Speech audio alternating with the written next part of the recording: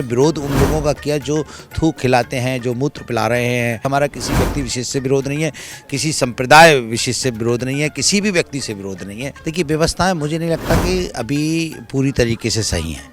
सभी अखाड़ों को सम्मान पूर्वक स्नान कराए और माननीय मोदी जी थोड़ा और विशेष ध्यान दें। योगी जी ध्यान दे रहे हैं या नहीं? योगी जी पूरा ध्यान दे रहे हैं। इस महाकुंभ की जो दिव्यता है वो संतों का दर्शन है और नागा सन्यासियों का दर्शन है।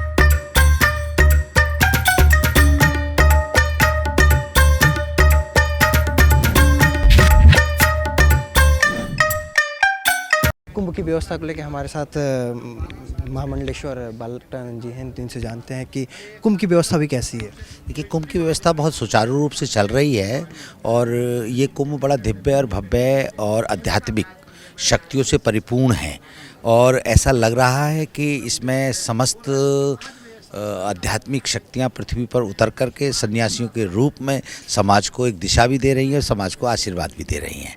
तो इस कुंभ की भव्यता और दिव्यता और आध्यात्मिकता जो पहले कुंभ गए हैं उन सबसे अलग है और बहुत आगे है।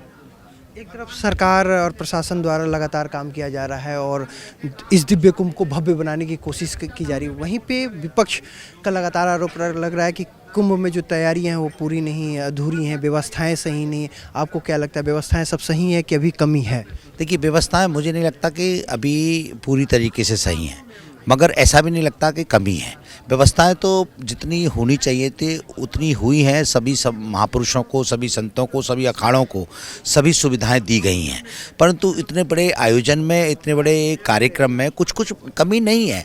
इतने बड़े आयोजन में कुछ चीज़ें रह जाती हैं जो उस टाइम के अनुसार पूरी होती हैं, तो उनको कमी नहीं माना जा सकता। विलम्ब हो जाता है कार्य करने में, तो कार्य करने में विलम्बता के कारण कुछ चीज़ें हैं जो अभी पूरी हो जाएंगी।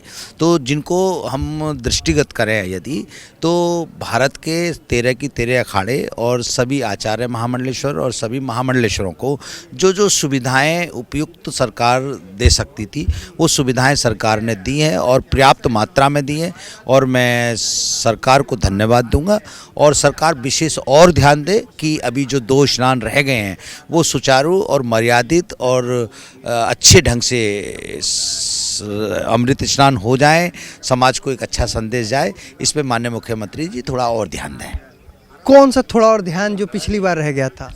मुझे लगता है कि थोड़ा पिछली बार के स्नानों को देखते हुए बहुत भीड़ भाड़ थी, तो इसलिए थोड़ी अव्यवस्थाएं कुछ रहीं कि पब्लिक भी संतों के साथ बल्लियां तोड़ के, रैकेट तोड़ के आ गई। तो इस बार थोड़ा प्रशासन सतर्क रहे कि जब शाही स्नान का जो रूट है, शाही स्नान की जो प्रोटोकॉल है उसको पूरा मेंटेन करते हुए सभी अखाड़ों को सम्मान पूर्वक स्नान कराए और माननीय मोदी जी थोड़ा और विशेष ध्यान दें।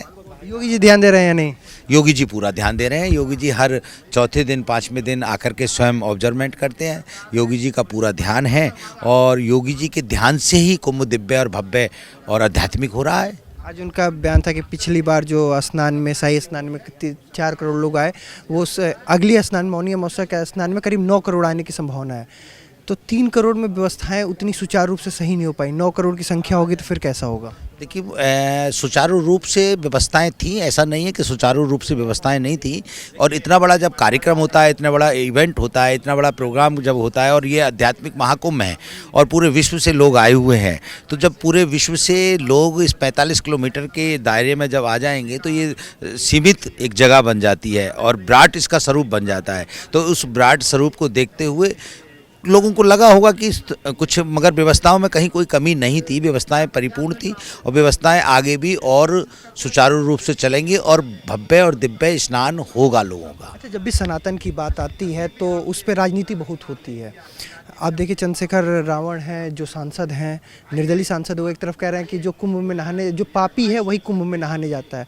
दूसरी तरफ जब राम मंदिर का न्योता दिया जा रहा था तो कहा जा रहा था कि क्यों धार्मिक न्योता हमें नहीं मिला। कांग्रेस और सपा द्वारा आरोप लगाया गया और अब न्योता नहीं मिला तो कह रहे हैं कि हमें न्योता मिला ही नहीं कुंभ का। देखिए, ये कुंभ महाकुंभ धर्म सत्ता और राज सत्ता दोनों के नेतृत्व में हो रहा है। तो इस महाकुंभ की जो दिव्यता है वो संतों का दर्शन है और नागा सन्यासियों का दर्शन है। जनता नागा सन्यासियों का दर्शन करके सनातन धर्म को समझना चाहती है और उसके आचरण को समझना चाहती है और उसके आचरणों को निर्वाह करना चाहती है, संस्कृति का निर्वाह करना चाहती है। तो धर्म सत्ता अपना कार्य कर रही है। राज सत्ता को देख करके क्या क्या चीज़ें बोल रहे हैं, ये राज सत्ता वालों का विषय है, ये हम लोगों का विषय ही नहीं है। उनको जो समझ आ रहा है वो कर रहे हैं और हमको जो धर्म की रक्षा के लिए कार्य करना चाहिए उस पर हम कर रहे हैं कार्य। अच्छा, अखाड़ों का अगर देखा जाए, अखाड़ों जब बनाए गए थे तो मुगलों से लड़ने के लिए बनाए गए थे, योद्धाओं के लिए बनाए गए थे। उनका काम था सनातन को, सत्य को, संस्कृति को बचा के रखना। अभी ऐसा है कि संस्कृति पे सबसे ज़्यादा वार है और कहा गया था कुंभ से पहले कि अल्पसंख्यकों की दुकान ना लगे। अभी देखिए तो अब्दुल की खूब दुकान लगी हुई है। नहीं, ऐसा नहीं है कि कुंभ में किसी विशेष वर्ग की दुकान ना लगे। हमने तो सबका आह्वान किया है कि सभी आएँ, कुंभ में स्नान करें और सभी अपने अपने कार्य को सुचारू रूप से चलाएं। हमने विरोध उन लोगों का किया जो थूक खिलाते हैं, जो मूत्र पिला रहे हैं और जो गंदी हरकतें कर रहे हैं, उन लोगों का विरोध है। हमारा किसी व्यक्ति विशेष से विरोध नहीं है, किसी संप्रदाय विशेष से विरोध नहीं है, किसी भी व्यक्ति से विरोध नहीं है। इसलिए हम तो ये चाहते हैं, ये कुंभ महाकुंभ सनातन का महाकुंभ है। सनातन सबको जोड़ता है, किसी को तोड़ता नहीं है। तो सनातन जब सबको जोड़ता है तो सबका स्वागत है। सन्यासियों की तरफ से सबका आह्वान है कि सब आएं और मर्यादित होकर के स्नान करें। तो हमारे साथ अभी भी बात करने के लिए थे बालकानंद जी, जिन्होंने बताया कि कैसा कुंभ है और कुंभ की क्या व्यवस्था है और अगले स्नान, मौनी अमावस्या के स्नान के लिए क्या व्यवस्था होनी चाहिए। कैमरा पर्सन हरीश के साथ मैं विजय तिवारी, प्रयागराज।